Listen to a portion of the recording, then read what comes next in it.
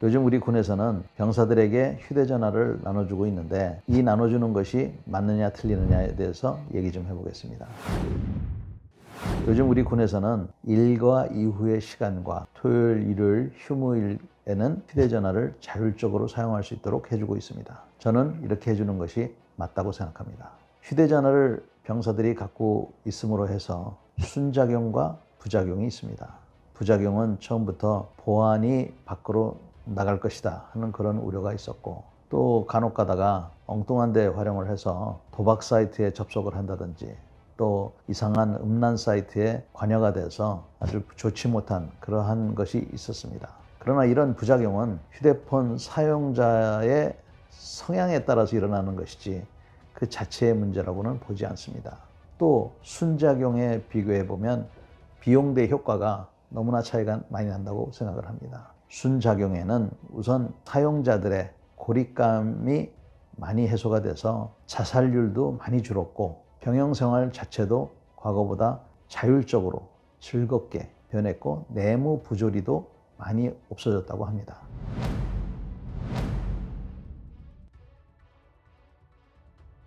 즉 선임병의 갑질이 과거에 비해서 많이 없어졌다고 합니다. 그런데 또 하나의 소위 말하는 부작용이 군 내부 문제가 외부로 지금 밝혀지는 것입니다. 최근에 격리되어 있는 그 군인들이 식단이 형편없다든지 그 휴가 후에 격리하는 장소들이 바퀴벌레가 나오고 아주 형편없다는 이러한 제보성 문제 때문에 군이 굉장히 곤란해진 것 같습니다. 저는 이렇게 외부로 알려진 것이 우리 군으로 봐서는 굉장히 불편하겠지만 전투력 향상에는 굉장히 좋다고 생각합니다. 어찌되었건 격리되어 있던 그 군인들이 좋지 못한 식사를 한 건 사실이고 또 그들이 있어서는 안 될 그러한 폐막사에 있었던 것도 사실이라고 밝혀지지 않았습니까? 물론 이것은 여러 가지 이유 때문에 일어났다고 봅니다. 우리 군이 아직도 여건이 안 되기 때문에 일어났지만 사실은 조금만 관심을 가졌으면 이런 일이 없었겠죠. 저는 만약에 내가 현직에 있었으면 이런 일이 있을 수 있었을까 없었을까 저도 반성을 해봤습니다. 사실 높은 직책에 있으면 거기까지는 보이지가 않는 것이죠. 그러나 만약에 제가 중대장을 하고 있거나 소대장을 하고 있는데 이런 일이 있었다 그러면 사실은 용서받기가 쉽지가 않을 것 같습니다. 또 한편 생각하면 요즘 소대장이나 중대장은 힘들이 없기 때문에 목소리를 낼 수가 없고 건의를 해도 받아들이지 않는 그러한 문제도 없지 않아 있을 것이라고 생각합니다. 그러나 이와 같은 문제가 까발려지는 것에 대해서 우리 간부들이 불편하게는 생각할지 모르지만 그것이 옳지 않다고 그것이 부작용이라고 생각해서는 저는 절대로 안 된다고 생각합니다. 다만 제가 여러분들에게 당부드리고 싶은 얘기는 있습니다. 이러한 외부로 군 내부의 부족한 부분이 알려지게 되면 모든 것이 다 100% 사실은 아닐 수가 있습니다.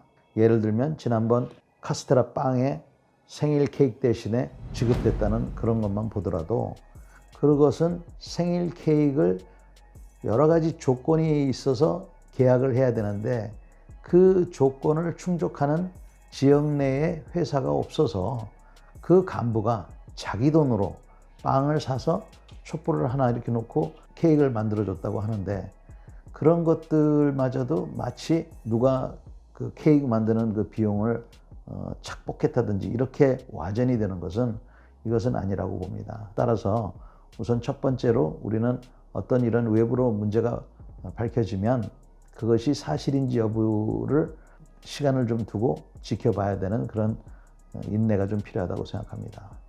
두 번째는 당국에서는 분명하고 또 투명하게 사실 조사를 해서 사랑하는 국민들의 자식들인 만큼 잘 알려지도록 해야 된다고 봅니다. 또 그 중간에 끼어있는 초급 간부들, 소위 중위, 하사 중사들도 일반 병사들만큼 어려운 처지에 있습니다. 이 사람들한테 피해가 가지 않도록 병사도 어려운 만큼 초급 간부도 어렵다는 사실을 잘 알고 이러한 여건 마련을 위해서 위에서부터 잘 해야 된다고 생각합니다.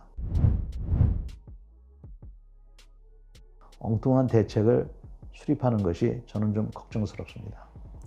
예를 들면 이번에 식단이 좀 낮다고 하니까 비용을 10,000원으로 올리고 한다고 하는데, 여러분, 군에서 하루 식사 비용이 9,000원이라 하더라도 그 9,000원 속에는 다른 외부와 같이 인건비가 들어가거나 전기, 수도료가 들어가지 않습니다. 즉 인건비와 전기, 수도료 이런 것들이 다 빠진 상태에서 순수한 재료비가 하루에 9,000원이면 우리 집에서 먹는 것보다 더 잘 먹습니다. 이번 같은 경우는 어떻게 잘못돼 가지고 관심이 적어서 그런 부작용이 일어났는데, 오히려 부식비를 올림으로 해서 그 문제가 해결되겠느냐.